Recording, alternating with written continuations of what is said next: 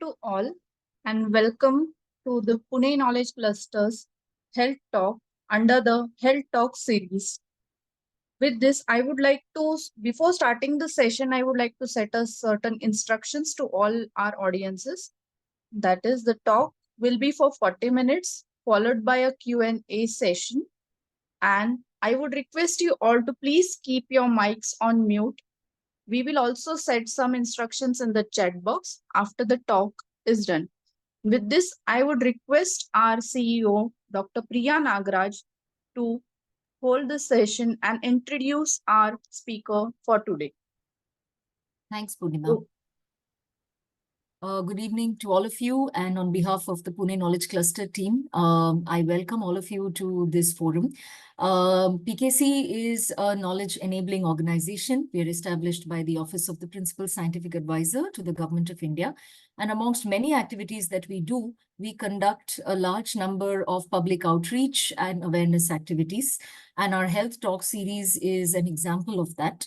We are very happy and privileged to have Dr. Sundeep Salvi with us here today.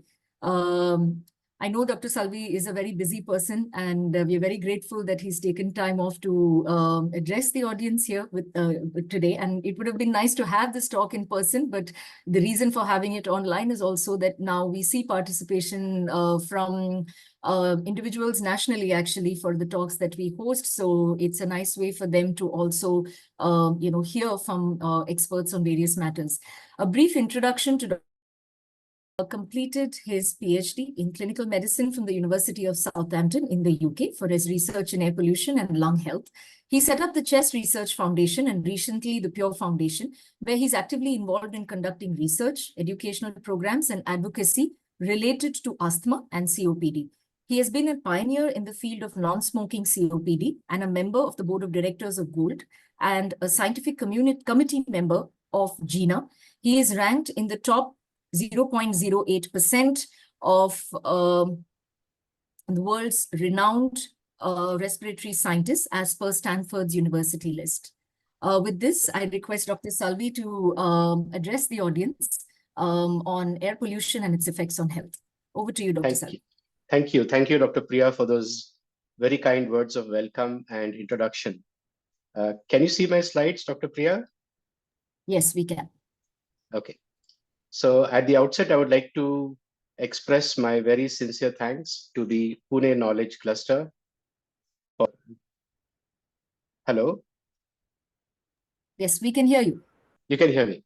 So I'd like to express my very sincere thanks to the Pune Knowledge Cluster for giving me this opportunity to share some of the very important and exciting work that has been conducted in the field of air pollution and health, especially human health.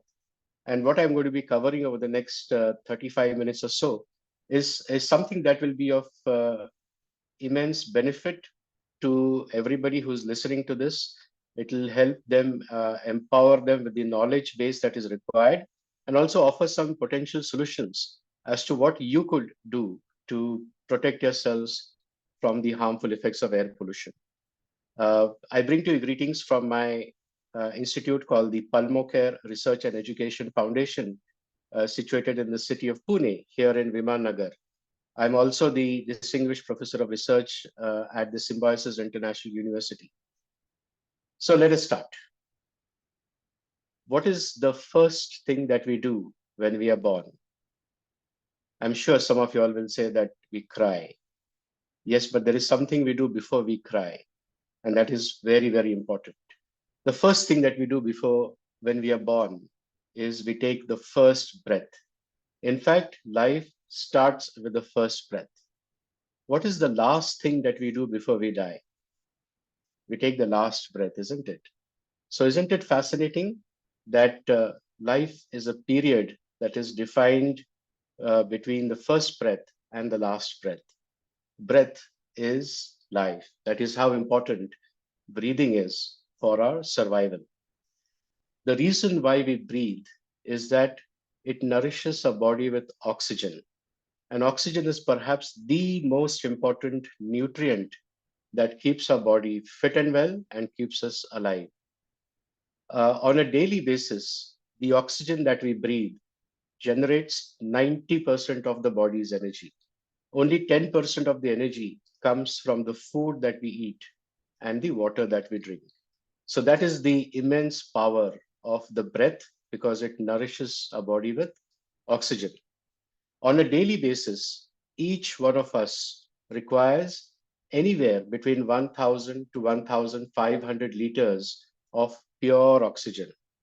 And in order to extract this from the air that we breathe, we have to breathe about 10,000 liters of air every day.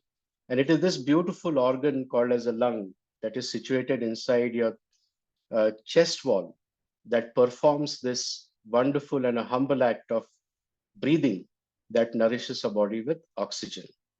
So the 10,000 liters of air that we breathe every day nourishes our body with around 1,000 liters of oxygen. If you look at the structure of the lung and just invert the image of what a lung looks like, it would actually literally look like a tree. So imagine that the tree is made up of branches and the leaves.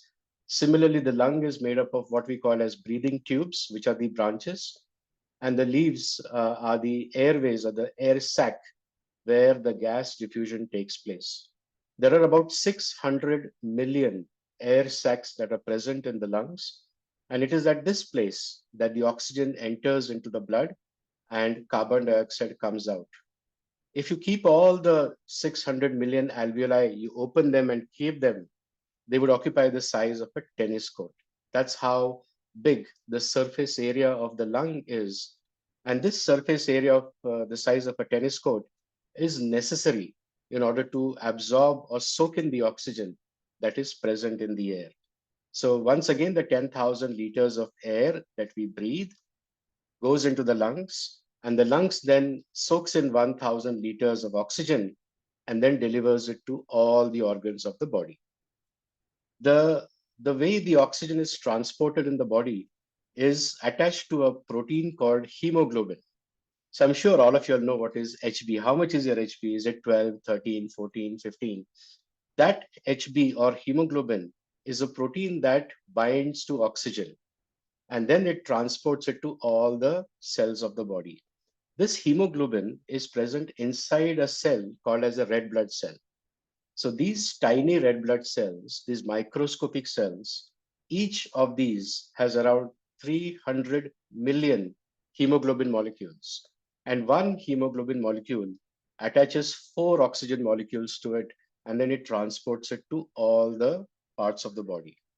Now, another fascinating part of this whole oxygen transport is the fact that if you count every single cell in the body, every single human cell in the body, from your brain, from your hands, from your legs, from your heart, lungs, kidney, everything, the total would amount to around 37.2 trillion with a T.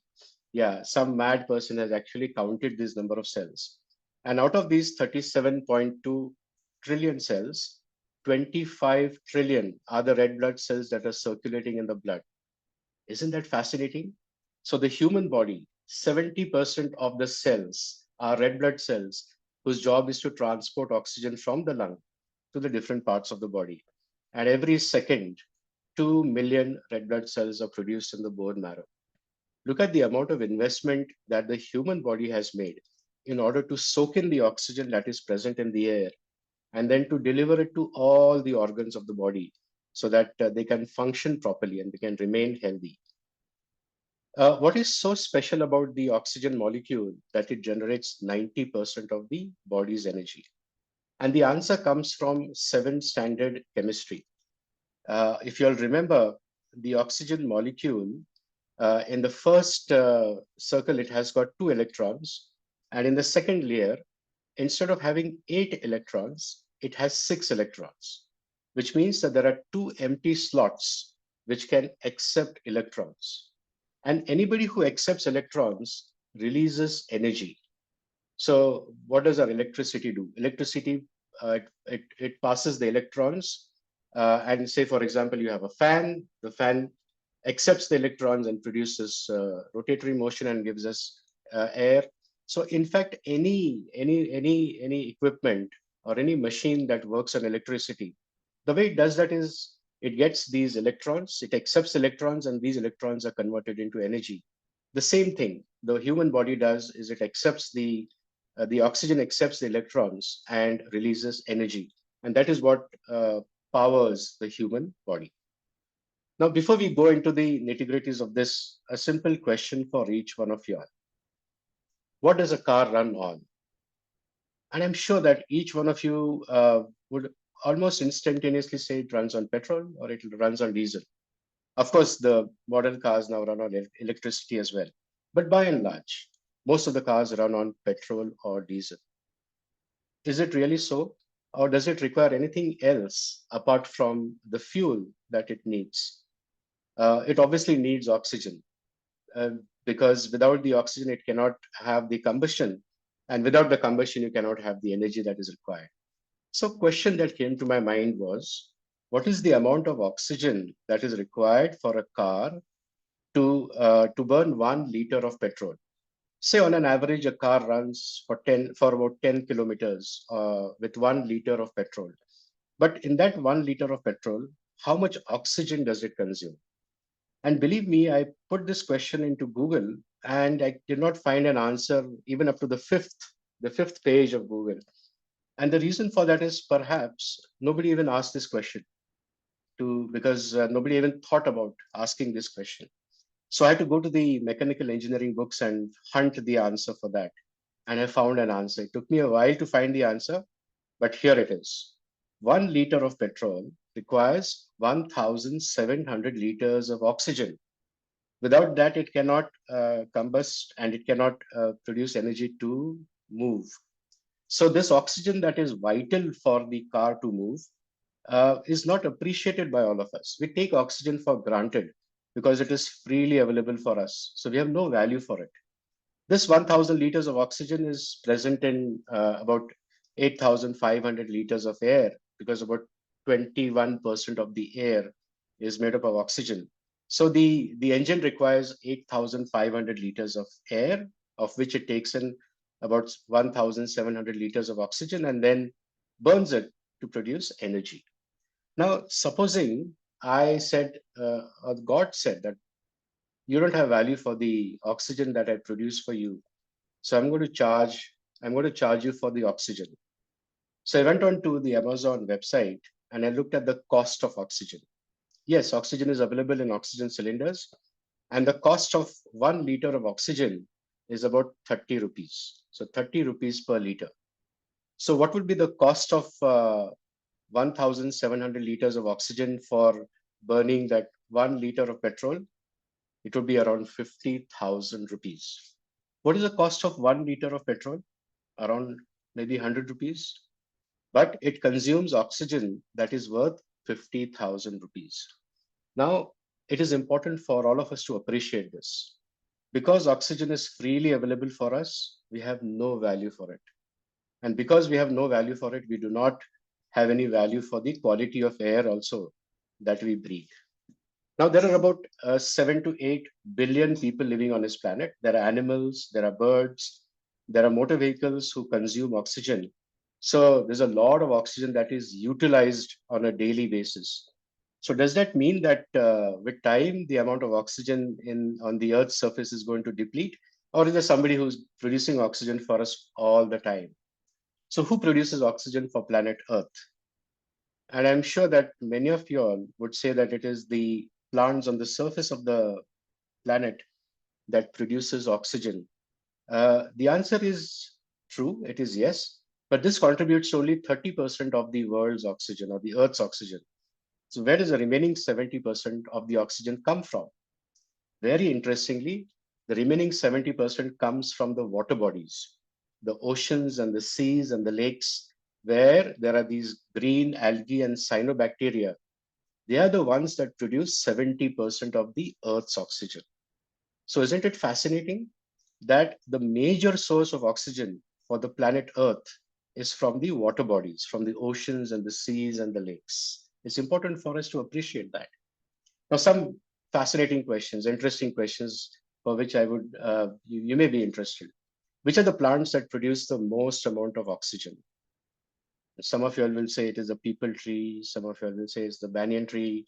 Some of you all will say it is a tulsi, isn't it? You want to know the real answer? The real answer is this plant, the sugarcane. The sugarcane produces the most amount of oxygen, followed by the maize plant, and then the green grass that is present. So these are the major producers of oxygen from the plant species. And so if you want to have a lot of, if you want to breathe a lot of oxygen, you should go to the sugarcane farms. Now, this is a picture that I genuinely like. It's on the left-hand side is the image of a lung with the airways, the branching pattern of the tubes, and then the alveoli, the air sacs, which are in green color. And when I invert the image, you know what it looks like, right? So isn't it fascinating that the architectural design of the lung and the architectural design of the tree are exactly the same? They're just inverted images of each other. And even more fascinating than this is the fact that the lungs take in oxygen and give out carbon dioxide, while the trees take in carbon dioxide and give out oxygen. What a perfect example that shows made for each other, isn't it? So the lungs and the trees are perfectly made for each other. It's a very, very fascinating piece of design and architecture by nature. The breath is a very, very powerful healer for the body.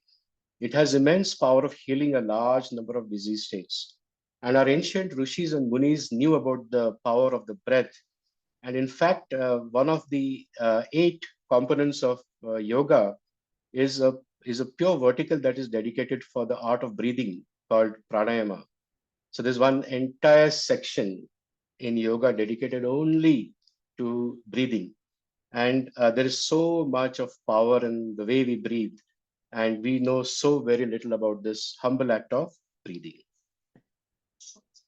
So for the healthy lungs, for the healthy human body, we need to breathe fresh air, clean air.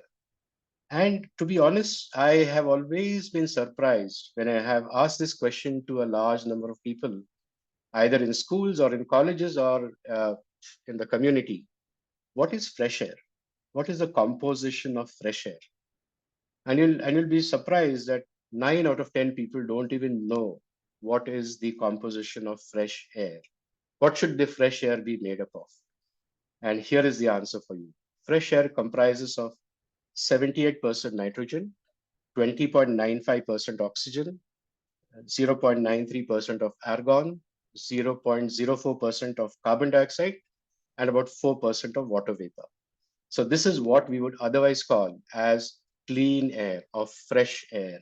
Sadly, many of us don't even know what fresh air is, what is the composition of fresh air.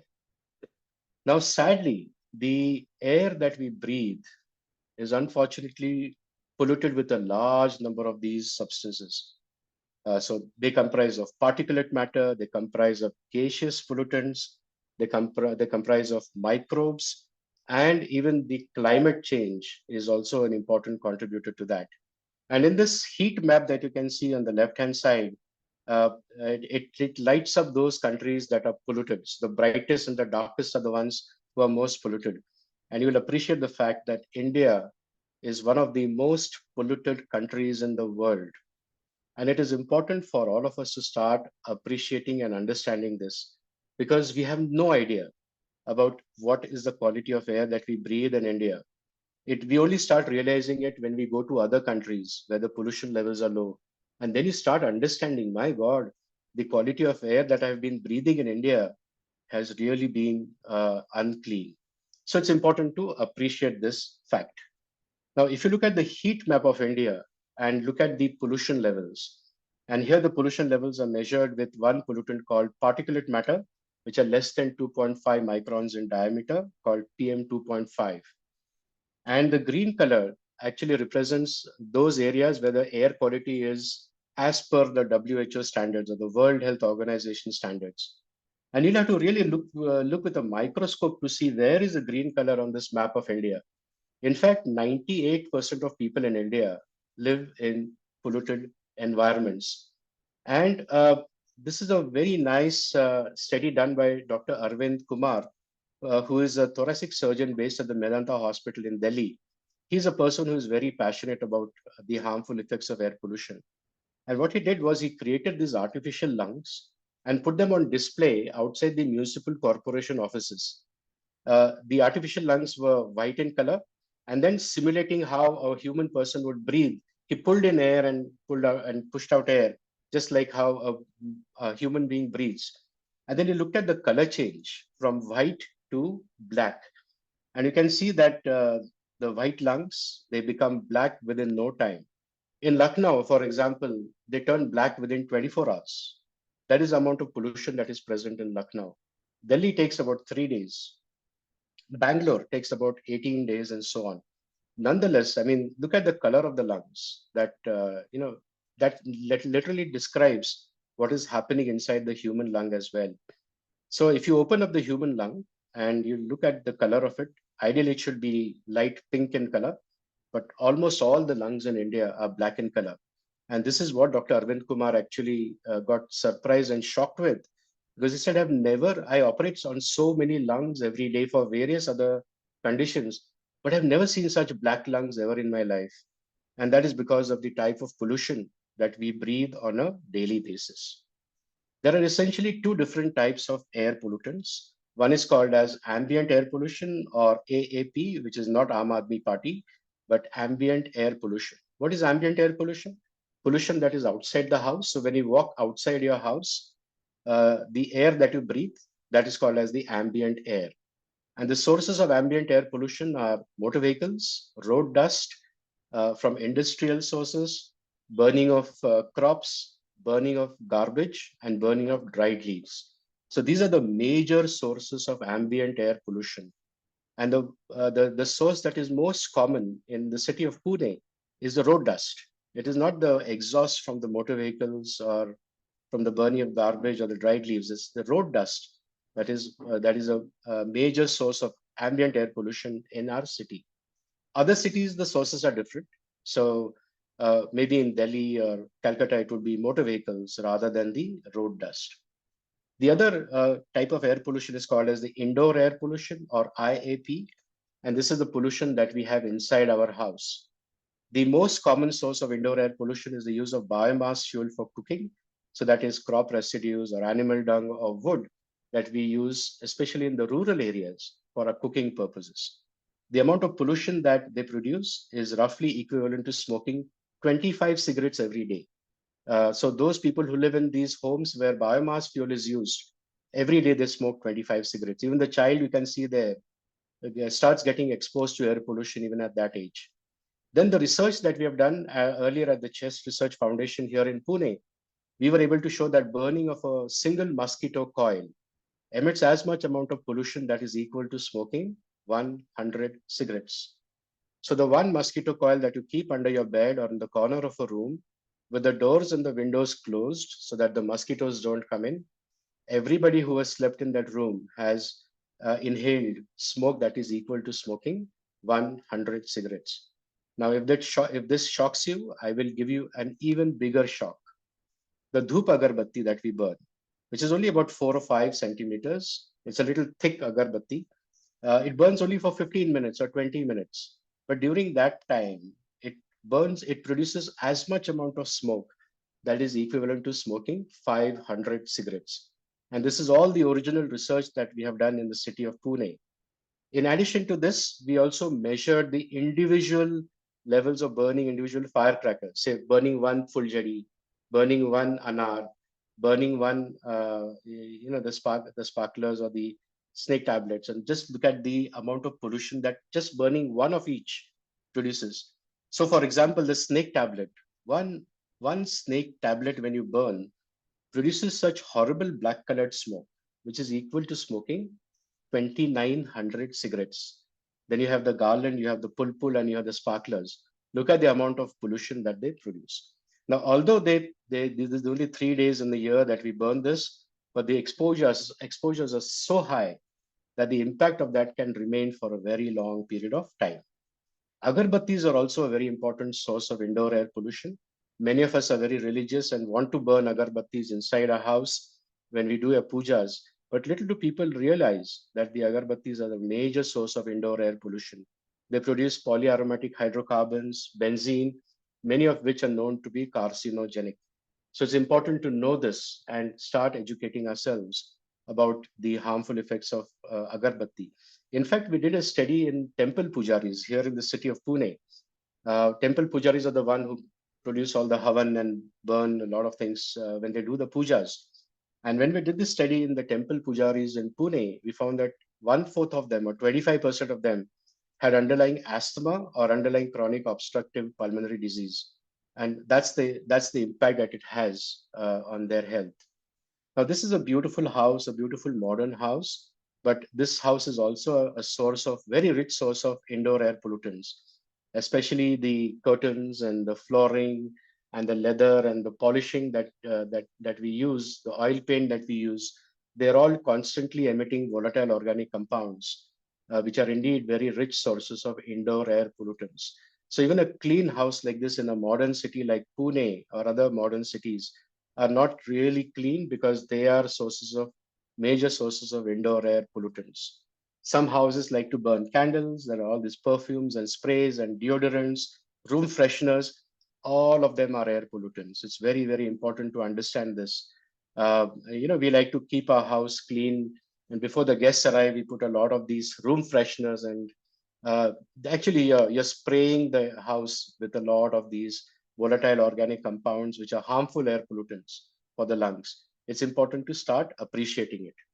Now, the particulate matter is perhaps the most important component of air pollution that has a major impact on human health. These particulate matters are of different sizes. So those that are less than 10 microns are called PM10. Those that are less than 2.5 microns are called as PM2.5. Then it's PM1 and PM0.1. It's important to understand that the smaller the particle, the deeper it goes into the lung and also starts entering into the systemic circulation, blood circulation. And from the blood circulation, it then gets deposited in all the organs of the body. So these tiny particles that we inhale not only get deposited in the lung, but they also enter into the blood circulation and other organs of the body. This is a very interesting study that was conducted about a decade ago in Mumbai. So if you travel from Dadar to Chembur by different modes of transport, such as the best bus, or a private non-AC car, or a public AC car, or a local train, during the peak hours, what are the sorts of air pollutants that you are exposed to, and especially when you measure the particulate matter? So this was a study where they actually measured the personal exposures to PM10 while traveling while using four different modes of transport. So when you look at these distribution of PM10 while traveling by train from Chembur to Dadar, the level of PM10 pollution that you're exposed to is 156 micrograms per cubic meter. What is the WHO safety limit? 10, 10 micrograms. And until recently, it was 30 micrograms. So now the WHO has recommended that the safer limit is less than 10. And this is what you're exposed to when you travel by train, 156.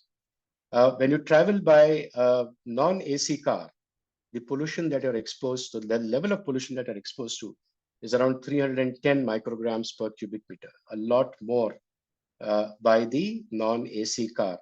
And if you travel by bus, the BEST bus, the pollution levels that are exposed to is around 500 micrograms. So just imagine this is what people in Mumbai breathe on a daily basis when they go to work. And these levels are extremely toxic. As I said, the WHO safety limit is around 10. You can expand that to about 30, but certainly 500 is way, way, way above that. So this is what we breathe on a daily basis, and we don't even know that we are doing that. The harmful effects of air pollution start even before you're born. The quality of air that the mother breathes uh, decides the health of the growing fetus, of the growing baby.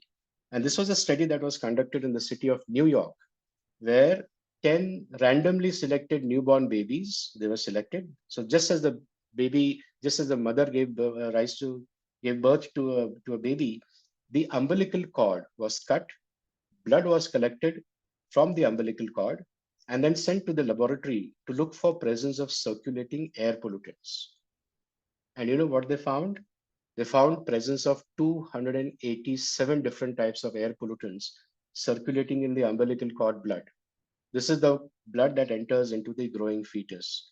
So even during pregnancy, the baby that is growing in the mother's womb is also exposed to very high levels of air pollution. And there are many, many studies. There are at least about 500 studies that have looked into the impact of air pollution on pregnant women. What effect does it have? It has an effect on fertility, it has an effect on pregnancy, it has an effect on fetal growth, and even an impact on delivery, the type of delivery, so on. So clearly, air pollution has a significant impact even before the baby is born and even soon after the baby is born. This is a very interesting study done in Japan where pregnant mothers who lived in a house that was less than 50 meters from the main road versus pregnant mothers who lived in houses that were more than 200 meters from the main road. And then these pregnant mothers, they measured the levels of air pollution during the pregnancy time, so about 9 months. And then after the mothers delivered the baby, they followed these babies over a period of time over 2 years. And then they looked at the prevalence of presence of allergies and asthma in these babies. And they wanted to test the hypothesis that babies who are born to mothers who lived less than 50 meters from the main road had a higher risk of developing asthma as compared to babies who were born to mothers who lived more than 200 meters. And this is exactly what they found. The risk of a baby developing asthma in the first 2 years of life was fourfold greater as compared to a baby who was born to mother who lived more than 200 meters. Similarly, the risk of eczema, childhood eczema, was 2.5 times greater in these babies. Oh, McDonald's. How many of you all like to go there? There is a very interesting study that looked at the desire to eat fast food and the association with air pollution levels. And just to cut the very long story short, when the levels of nitrogen dioxide in the ambient air increase, so nitrogen dioxide is a very important pollutant produced by motor vehicular exhaust. So when the levels are high, it enters into the lungs and then enters into the blood. And then these people get an intense craving to eat fast food. And so no surprise that in polluted cities, a lot of fast food is consumed. And that's because of the craving created by the air pollution that enters inside your brain. Pune is a city where the nitrogen dioxide levels are amongst the highest in the country. And therefore, there's no surprise that there are a lot of these fast food joints in our city. This is another big study that we did in Delhi and in Kottayam and Mysuru, looking at the prevalence of asthma in these school children who are 15, 16 years old. Look at the prevalence of asthma in Delhi children, close to 30%. This came as a bit of a shock to us. Every third child in Delhi is an asthmatic. Can you believe that? And in Kottayam and Mysuru, which are relatively cleaner cities, it's around 1 in 5 children who are asthmatics. Now, one important observation that we made in this study was the fact that air pollution was very strongly associated with obesity. And we know that obesity is also an important risk factor for asthma. So, in fact, what we observed was that air pollution gives rise to obesity, and obesity also gives rise to asthma. And this is something that we showed in our country for the first time. And in the last 5 or 10 years, this observation has been made in many other countries across the world that air pollution causes obesity, and obesity is associated with asthma. So, this fact about obesity being caused by air pollution is something quite novel, something quite fascinating. And the mechanisms for this is many of these pollutants that we breathe, they're called as obesogens, and they have the ability to mess up with the endocrine system or the hormonal system of the body. And that is the reason why people exposed to high levels of air pollution become obese. So obesity is not only associated with the type of food that you eat or the lack of exercise, but obesity is also clearly associated with the quality of air that you breathe. A study published a few years ago showed that the pollutants that you breathe actually enter into the brain of developing children. And this was a study published in 2022, where they actually did some brain scans and were able to show that the pollutants actually reach very important portions of the brain. So the growth of the brain seems to be hampered because of this. And this has an impact on the brain function. In fact, there are a few studies that have shown that children exposed to air pollution, they're not very good in mathematics. So the calculative portion of the brain gets affected because of exposure to air pollution. So somebody who is not good in mathematics, don't blame yourself. It's because of the pollution that probably you have inhaled. This is a report that was published in today's news paper in India today. What is the impact of air pollution on children's brains? And this is a study that was based on a paper that was published from Spain, where they showed that the brain growth is significantly impacted because of air pollution in children, especially before the age of 2 years. But this effect also remains up to the age of 4 to 6 years. So there is very good evidence now to support that air pollution affects your brain function as well. This is one of the largest studies that we have done in India, and we were part of it, where we looked at the reasons for which a patient visits a doctor in India. We did this study in 880 cities and towns across India. You can see the star that represents the place where we conducted the study. And we collected data from 205,000 patients on one day. This is a 1 day point prevalence study. And what surprised us and shocked us the most was the fact that 50% of the people in India who visit a doctor, they do so for a respiratory problem or for a lung problem. 50%. On a daily basis, 45 million patients visit a doctor in India. 45 million. And half of them go to a doctor for a lung problem. And obviously, this is because of the high levels of pollution that we breathe. This is an important study that looked at the adverse health effects of household air pollution. The household air pollution or the indoor air pollution that I talked about. And this study clearly shows, I think without any doubt, this is a study that was published in the Lancet Global Health. Asthma, COPD, acute respiratory tract infections, lung cancer, tuberculosis, heart disease, and stroke are all associated with high levels of household air pollution. So this is a major source of air pollution that we must be aware about. And this is another big study that was published a couple of years ago that gave you some estimates that if your air pollution, such as the PM 2.5 levels, they increase by a small quantity of 10 micrograms per cubic meter, then what impact does it have on the health of the people? So for every 10 micrograms per cubic meter increase in PM 2.5, out of 1,000 adults, you will have two new cases of diabetes, one major case of a heart attack or a stroke, which is paralysis, and you will have two deaths. Now, when you extrapolate that to the levels of air pollution in the city of Delhi, look at what we find. So even the air pollution from, because 10 micrograms is a small one, Delhi, they breathe about 1,000 on an average, at least 100.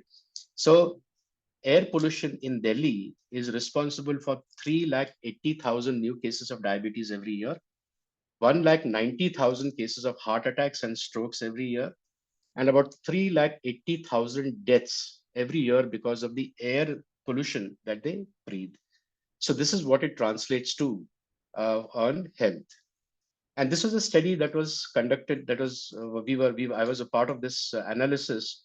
What is the impact of air pollution on our life expectancy and on the economic status? Just to cut the long story short, the air pollution in our country, in India, now apart from the health effect that it produces, it causes an economic loss of 7 lakh crore Indian rupees, 7 lakh crore every year. And that is because of the impact of air pollution on health and productivity of people. And look on the right hand side, you can see all the associations of air pollution with different health impacts. So here is a summary of all the organs in the body that are affected. This because of exposure to air pollution. So right from the growing fetus to the lungs, to the heart, to the blood vessels, to the endocrine or the hormonal system, to the brain, and to the reproductive system. So air pollution has an impact on almost everything. And on the right-hand side, you see obesity because of air pollution. So these are the health effects of air pollution. Now, what is the solution for this? I like this. I like this cartoon very much. It tells you some very important aspects of life. It's called as the accountability ladder. So you have the steps at the bottom, and then you have steps at the top.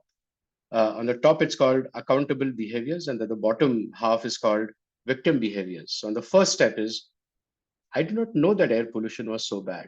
Is it really? That's the first step. Then when you realize that, you say, no, but it's not me. Somebody else is producing it. It's the industry that is producing the motor vehicles, the buses, the trucks that are producing air pollution. It's not me. I'm not the source of it. And then the third step is, but what can I do? I really can't do anything. Tell me, what can I do? I just have to tolerate all this. And then the fourth step is you wait and hope and hope that things will get better. So this is called as a victim behavior. And that's what most of us actually are doing as of now. What we really need to do is we need to be showing some accountable behaviors. What is accountable behavior? First is to acknowledge the reality. You have to have the knowledge and own it. Then you have to find solutions, and then you have to make the solutions happen. It is only then that you will be able to do some benefit for yourself, to protect yourselves from the harmful effects of air pollution. So what are the solutions? As I showed you this cartoon before, how they're made for each other, plants and trees are also an excellent source of absorbing air pollutants. They're very good at absorbing air pollution. So by planting more trees, you will be actually cleaning up the air in your surrounding. A lot of this research was actually conducted by NASA when they were looking at indoor air plants that are very good at mopping up air pollutants. And this is a book that was written by Dr. Wolverton called as How to Grow Fresh Air in 1996. And I would recommend many of you all to read this book. Get this book. It's a very nice book that tells you which are the plants and which are the trees that can absorb all these air pollutants. So all the research that has been done in NASA is written in this book, and some of the plants that have the highest scores in terms of reducing or mopping up air pollution are these indoor plants. Look at the images of these and see for yourself whether you have any of these. Many of you will probably have some of these in your house, and these are very good plants that absorb air pollutants. Then, particularly if you look at the certain species, so for example, the bamboo palm, very good at absorbing benzene, formaldehyde, and keeps moisture in the air. The rubber plant is very good at absorbing formaldehydes. The Boston fern is very good at absorbing volatile organic compounds. And the spider plant is very good at absorbing carbon monoxide. A lot of research has been done to show that some of these species are very particular about mopping up a particular kind of pollutants. These are plants that are very good to have in your office. In fact, this research from Australia has shown that they absorb all the volatile organic compounds that are present indoors. And not only that, they make the office look beautiful, and they also absorb, they reduce noise. So having indoor plants in your office, in your house, would certainly be a very good idea. These are some of the plants that remove the benzene efficiently. So there's a lot of research that has been done in the last 15, 20 years on which are the plants that are useful in this condition. Then if for ozone, these are the three plants, the mother-in-law's tongue on the left, the spider plant and the money plant. They're very, very useful in absorbing ozone. Ozone is produced in photocopying machines. So if you have an office where there is a lot of photocopies are being done, a lot of ozone is produced over there, and can you put these plants over there to absorb that? What about outdoor plants? And this is a work done by Dr. C.R. Babu from Delhi, who did some research to show that these are the species of plants in India that are very good at absorbing ambient air pollutants. So pipal, saptaparni, jamun, deodar, and the champa. These are good plants that absorb air pollutants. And then these are the trees that were showed to me by Dr. Joshi, who was a professor of botany at Ferguson College. And she actually took me around the city of Pune and showed me the plants that are very good at absorbing air pollutants. And these are the photographs of those. The one in the middle is my favorite, the gulmohar. Apparently is a very good plant, a very good tree that absorbs air pollutants. Uh, in the Western world, there is a lot of research happening to show that you can make roads made up of special chemicals that absorb air pollutants. And I thought that was fascinating because roads are the place where a lot of pollution is produced, and if the roads can themselves be a source of pollution mopping, then that would be very fascinating. So a lot of research in the Netherlands actually, where pavements are made up of special chemicals, painted with special chemicals that absorb the air pollutants. Other than that, it's very important to wear a mask when you're going outside, especially when the pollution levels are high. Now, which mask is the one that is useful? There's a lot of research that has been done. And in particular, I would like to show you this study that was done during the COVID times. There's a wonderful research from the University of Chicago that looked at the different types of masks and which of the masks happens to be the most efficient one in filtering of the COVID virus. The COVID virus is in nanometers. So if you can block COVID virus, then it can also block the different types of air pollutants. And to cut the long story short, look at the table on the right hand side. So cotton and chiffon, cotton plus chiffon, two layers of cotton, chiffon layer in the middle gives you 97% protection. Cotton plus flannel is 95%. Cotton plus silk, 94%. And when you compare that with the N95 mask on the left-hand side, with the surgical mask that we get in the shops, look at the efficiencies of those. So what is the message on which mask?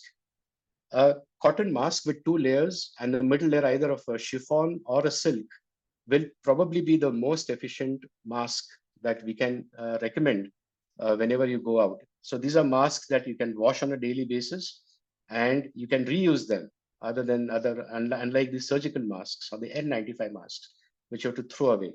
So I think this is a fantastic piece of research that has given us this wonderful answer about which is a good quality mask that we should wear. And then finally, it is also known that you have to increase your body's defense. And the only way we can do that is by improving our nourishment with antioxidants. And the sources of antioxidants richly come from the fruits that we eat. So drinking plenty of fluids and eating at least two varieties of fruits on a daily basis is going to at least give you some protection. It's going to give you some defense against the harmful effects of air pollution that you breathe. So this is my last slide, and this is the last slide. And other than that, what else can you do? So reduce the emissions from sources. If you know what are the sources of pollutants, that knowledge itself will tell you that you should avoid that, prevent that. Then protect from exposure using a mask. Cleaning the nose, Jalaneti. There's some research that has shown that Jalaneti on a daily basis will reduce the harmful effects of air pollutants. Just like how we brush our teeth every day, doing a Jalaneti every day, where the pollutants that have got deposited in the nose, you flush them out every day and get rid of them. Then promote health, improving the ventilation in your house, regular exercise, and a healthy diet is something that I've just mentioned, are all important ways in which you can protect yourself from the harmful effects of air pollution. So I'll stop over here, and I hope that this was useful for you. There's a lot of new knowledge that perhaps I've shared with you, and I hope that you'll now start taking care of yourself and start understanding the beauty of breath and the air that we breathe. It's freely available, but we have no value for it. It's time that we start realizing that. Thank you very much. So Dr. Priya, all over to you. Thank you, Dr. Salvi. Thank you for the very informative talk. And also, I think we learned a lot. I don't think we have seen such comprehensive data on a public platform concerning air pollution and its effects in one place before. And I think we have some comments in the chat box also attesting to that. We have a lot of questions in the chat box. Some have come to me privately. Some have been also put up on the chat box. And I will take maybe one or two questions together because they all revolve around policy. So, I mean, we understand that a lot of the pollution that happens, as you mentioned, happens because of emissions due to transport, due to industries, and we understand there is also a national clean air program, which has certain objectives and also mandates certain things that needs to be done at the state as well as city levels. Could you shed some light on what kind of policies exist in the country today with respect to mitigating air pollution and what can be done both as an organization as well as a citizen to conform to these policies and do our bit in that sense? Okay, very good question. So it's first of all, it is important to realize that air pollution are of two components, the ambient air pollution and the household air pollution. Now, household air pollution is something that you have to personally take responsibility for. Policies at the government level, they can only give you knowledge, they can give you information, but your house, how do you keep your house clean? The air in a house clean is your personal responsibility. The responsibility of the government is to ensure that the air that is outside your house, which is ambient air, it comes under their purview. Uh, Very interestingly, the realization that our country needs policies to take care of these pollutants is something that has only happened in the last couple of decades. In fact, about 10 years ago, I was part of a committee that was formed by the Ministry of Health and Family Welfare, Government of India, to look into the health effects of air pollution and formulate policies for the central government. Then this was the base on which the National Clean Air Program was developed. So in this meeting, the initiative was taken by the Minister of Health and Family Welfare, which was one of its very unique situations in the Western world, where a lot of advancement has been taken in this field of air pollution. Which is the ministry that takes responsibility? So it's Ministry of Environment and Transport, Ministry of Forests, Ministry of Petroleum, Ministry of Road Transport, there's so many other ministries that take overall responsibility and interest in formulating national policies for air pollution. Ministry of Corporate Affairs, Ministry of Industry, and so on. Now, what needs to be done at a national level is air pollution is everybody's responsibility. It's not one ministry's responsibility, and you can't even pinpoint one ministry for it. It is all the ministries that have to come together on a common platform and initiate this, the process of developing policies. Now, about 10 years ago, the Ministry of Health and Family Welfare was the first one to take that initiative. And then I can tell you through my experience, because I was a part of that committee member, we did invite all the other ministries to come together and have a dialogue, have a discussion, and take overall responsibilities for the problem that we have in India and find solutions. So we got about 8 or 9 ministries together, with the health ministry taking a lead role, because health is perhaps the most important component of air pollution. And then we had a discussion, we had a very constructive discussion, but then it fizzled out after that because there was lack of good leadership after that. So what I believe is air pollution is a big problem in our country. We are one of the most polluted countries in the world. The government has to take active measures to do something about it.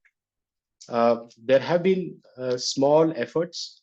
There have been firefighting policies that have been done. Like for example, in Delhi, vehicles on odd road or on odd days and so on. Those are only firefighting measures. They don't really bring out any significant impact. You have to come together. All the ministries have to come together on a platform, and then think about how partnering with each other, how we can do something to reduce it. It is only then that will happen. It's not going to work if only one ministry starts making the noise and starts pushing things. It will not happen. So we need a good leadership in this. We need the government to have uh, good politicians who can take a lead role in driving this, which I'm seeing not happening as much as what I would like it to happen. So it's difficult. It's not easy. It's not easy to tackle air pollution in the ambient air. Uh, but we need to come together. That's what I think. So on those lines, I think we have a question from Bhagyashri, who asks that air pollution is invisible, unlike what you see Yeah, in water bodies and you see landfills. You really, cannot tell in most circumstances, unless, of course, it is very obvious and it's very bad that the air is indeed polluted. We also hear from COP25 and other types of discussions that putting an economic consequence or a burden on air pollution has been very difficult. A lot of the studies that you showed today in terms of effects on not just respiratory health, but overall health, obesity, heart disease, etc., would probably add up to an economic burden in the context of health of a population. But since you mentioned that a lot more can be done in this space. The question is have we been able to put a number to the consequence of air pollution economically? And does that then dictate how much funding or what kind of initiatives and I mean this globally, do governments actually put aside to mitigate or to deal with air pollution? I did show one slide in my presentation where I talked about the economic impact of air pollution in India. And the answer is air pollution contributes to an economic loss of 7 lakh crore Indian rupees every year. So that's the price that we pay for the quality of air that we breathe, 7 lakh crore. Now, obviously, the government, so this is the first time that such an exercise was done. This was published a couple of years ago. First time. So now we understand, my God, apart from health, there is an economic impact as well. So now we really need to start waking up, because if it's going to start affecting our economic wealth, it's going to start affecting our GDP, then the government will obviously be very serious about it. But having realized that, what is the amount of money that is invested in research or in policy or in solutions for air pollution? Peanuts, literally peanuts. I mean, if it costs 7 lakh crore every year, 2%, 3%, 5% of that should at least be invested in doing research and driving policy. But that doesn't happen, unfortunately. I think we need a political will, and we need good leadership in this space. Unfortunately, there are very few people who are banging their heads against the wall without any much impact. But so there's this institute called CSE, Center for Science and Environment in Delhi. They're a good body who are doing a lot of advocacy. But despite banging their head for the last 15, 20 years, little has moved. Now, I'm not saying nothing has moved, little has moved, not as much as what we would like it to have moved. So it's political will and leadership, which I think we are badly lacking in our country. So there is a question regarding this big incentive to shift to electric mobility with the claim that it reduces or it will reduce air pollution. We can see a lot of buses in many cities, including Pune, which have been converted to electric vehicles. But we all know that the electricity to run those vehicles are still coming from burning fossil fuels. What is your opinion on that? So very true. I mean, you're just replacing one location to the other location. So it's not actually making any good sense in doing that. We need to generate cleaner energy, and I think that's the key. That's the key. Instead of burning fossil fuels, if we can generate energy through cleaner means. So be it solar energy, be it wind energy, be it other sources of cleaner energy. I think the investment has to be done in that space. We just cannot keep on relying on fossil fuels to generate energy. It's a bad choice, it's a bad idea. And just replacing motor vehicles with electricity and using fossil fuels to generate that electricity, not a good idea. We also have some questions which are more like FAQs. One question is, do air purifiers help? Good question. I was going to show one slide on that, but then I thought my presentation would be too long. There is work being done in this space. Indoor air purifiers, are they really effective? The answer is, to a certain extent, they are. And what do I mean by that? If your indoor levels of air pollution are, say, 500 micrograms per cubic meter, okay, that's very high pollution. The air purifier will bring down from 500 to 100, which is about a 4-fold decrease in indoor air pollution. But that 100 is also enough to cause you harmful effects. That is what I mean. So indoor air purifiers would particularly be useful in places where the outside air is very polluted. Say, for example, Delhi, say, for example, Lucknow, say, for example, Calcutta, where outdoor air is so bad that it comes inside anyways. And there are people in the house who suffer with underlying lung problems, or they suffer with underlying heart disease. So for them, they would benefit because air pollution levels are coming down from 500 to 100. So there'll be some reduction in the impact on people who are vulnerable. That's all. I mean, there is no air purifier which reduces the levels from 500 to 30. They don't exist. They don't exist. They'll reduce the levels to a level where you can argue and say, my God, there's a 4-fold decrease in the levels of air pollution. But having said that, even that 4-fold is not good enough, is what people unfortunately do not realize. Our second question is, what is your opinion on pollution by air conditioning and refrigerators? So refrigerators, they don't produce pollution inside the house, but then the chlorofluorocarbons, the CFCs that they use, they actually cause damage to the environment. They are responsible for causing the ozone hole in the troposphere, where ozone is actually a very protective gas at that level.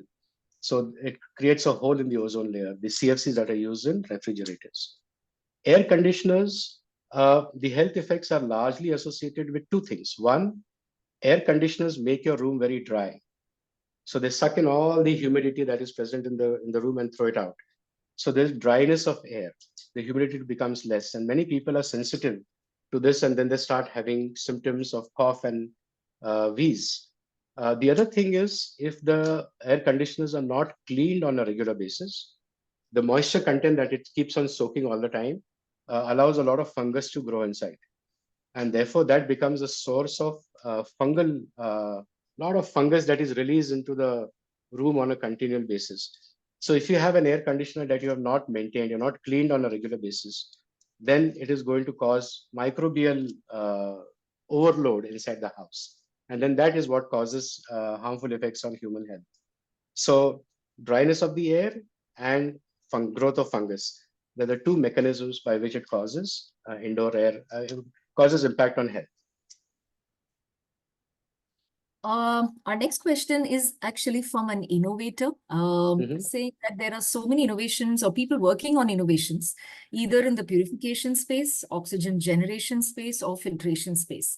As a doctor, where do you think innovations are most needed and most practically useful to, combat the effects of air pollution? Good, very good question. Do you need an oxygen generator? The answer is no. Nature produces enough of oxygen on a regular basis. So there's no point in having an innovation in developing a machine that produces a lot of oxygen. The problem is not deficiency of oxygen. That is not the problem. The problem is too much of air pollution. And therefore, the innovation should happen in that space. Generating oxygen is not a good idea. I don't think that innovation in that space will work. So how do you reduce the levels of air pollution inside your house or outside your house? I think that's the key. A lot of people have tried, they have had these air pollution towers which suck in the air. And to be honest, I don't think it works. There's a lot of money that has been wasted in developing those kind of innovations. So I think what I feel is, if there is a sensor in the house, kept in your living room or kept in your bedroom, that continuously monitors the levels of air pollutants and gives you a signal to say, hey, the nitrogen dioxide levels are high. Something is, so you need to, are you burning something? Are you, those kind of things, just to create awareness are the ones that probably will be useful in a day-to-day life. Air purifiers, I think a lot of work has already been done, but they have reached a saturation point where they can't go beyond that. So I think developing sensors and then doing a lot of research on plants, which are the plants that you can have inside your house or outside your house, which will help you, soak up all the pollutants. I think that work will also be very useful. Great. I think this was very informative. I think we have a few minutes. So I request if anybody in the audience wants to unmute and ask a question, you're free to do so. No, so I mean, just to reiterate a few things, more research on plants, because I think they're the ones who probably are, that's going to be a practical solution. A few years ago, there was research on the main road. So on the main highway, in the middle, there are some plants that are are grown. And so these plants are constantly exposed to very high levels of vehicular exhaust. How do they protect themselves? It was a very interesting research question that people wanted to find an answer for. So they did all the molecular research into these plants and looked at, what are the chemicals that they produce? How do they protect themselves from these high levels of air pollutants? And very fascinatingly, these plants, they protect themselves in a very efficient manner by producing a whole host of different chemicals like antioxidants and so on. And I think we need to learn from that because plants are a lot more advanced than what we are in terms of protecting themselves. So finding those answers, which are those antioxidants that help protecting nasal filters. People tried the nasal filter. So you just put a filter over here and you breathe. It did make some noise for a few months when the COVID pandemic started, and then it died off because it doesn't make breathing very easy through the filters. So that happened. And then I think nutrition and exercise is something that we can do at an individual level. Make sure that we drink plenty of fluids. It's a very simple thing. Why drink plenty of fluids? The lung inside, when you see it necessarily wants to keep itself moist all the time, so that oxygen can be easily soaked. And if it becomes dry, then two things happen. The oxygen doesn't diffuse very easily, and then it increases the risk of you having more pollutants inside your lung and the risk of you developing more lung infections and lung cancers as well. So hydration, simple thing like just drinking plenty of fluids, regular exercise, eating 2 different types of fruits on a daily basis, which have rich sources of antioxidants. I think that's simple things that we can use on a day-to-day life. And we do have one question, which might be our last question, is a lot of the information that you shared today was new in that sense, new in the sense the audience didn't probably hear or know of this before. Is there a forum that people can learn more about, or data-driven or evidence-driven examples of how we are affected by air pollution? What does the current research say? But for a citizen or a layman who can understand this in a way that they can understand it. So if you can maybe share examples of a few of such forums, whether it is city, state, national, or even global, that would be very, very useful for the audience. And also, being Punekars, many of us are living in this city. If there are city-specific forums that put out this kind of information, that would be also very useful to know. To be very honest, I'm not aware of any such forum that discusses health effects. There are lots of forums that talk about what are the levels of air pollution. So there are applications, WhatsApp applications or mobile applications that will tell you real-time levels of air pollution in a particular region. They also will educate you on what are the different types of air pollutants, the sources of air pollutants, and so on. But sadly, I'm not aware of any forum where health effects are discussed. And I think that's a problem because so who takes responsibility for this? Is it the medical community who takes responsibility? Is it the government who takes responsibility? Within the government, which department should take responsibility for this? I think that is not happening. That discussion is not happening. So we really need forums like this to keep on updating people. No, simple thing like a mosquito coil. We did the research in our own city in Pune, and we were shocked when we saw the results of one mosquito coil is equal to 100 cigarettes. Now, the world needs to be aware of this. I think it's important. The Dhoop Agarbatti was 500 cigarettes. So whenever I go to a shop, a Kirana shop, to buy any grocery, I can see that they're burning a dhoop, the corner of just next to them. And try to educate them that, it's not a good idea to keep that because this is a very, very polluting source.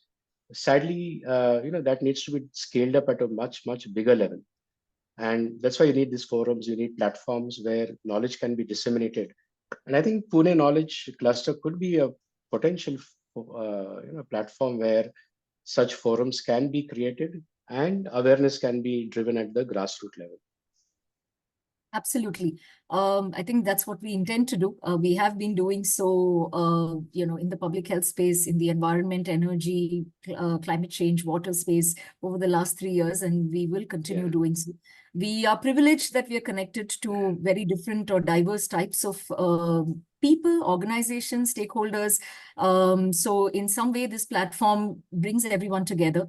And it's also a great platform to share information like this. This talk will also go on our YouTube channel. So I request everybody who has attended the talk today to please share this with people you know in your networks. It is an open source platform, and it's a link that will be available on YouTube very soon that you can use to share with whoever you wish to. With that, I request all of you for a few seconds to switch on your camera. We will take a quick group photograph, which we would have done if this was an in-person talk, but I think it'll nevertheless, we would like to do that online. So I request all of you to switch on your cameras.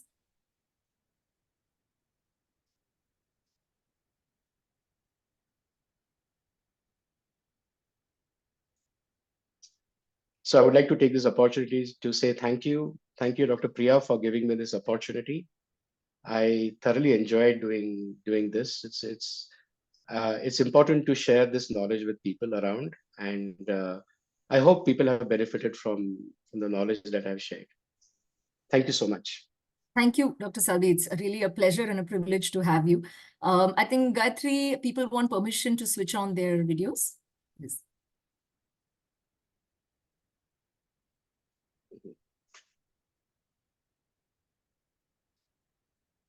I hope you all have permission now. Yep. Yeah, you can. I can see Dr. Rade. Dr. Rade, good evening. What a pleasure to see you.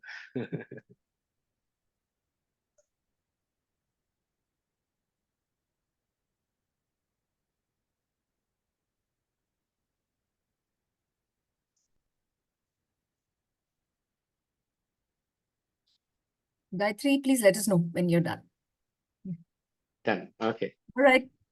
Once again, thank you very much, Dr. Salvi. We look forward to hosting you on our forum again soon. Sure. And if anybody has any questions, we will be happy to direct them to you, for any further information that they need. Sure. Thank you, everybody, for joining, and have a good evening. Thank you. Thank you. Thank you.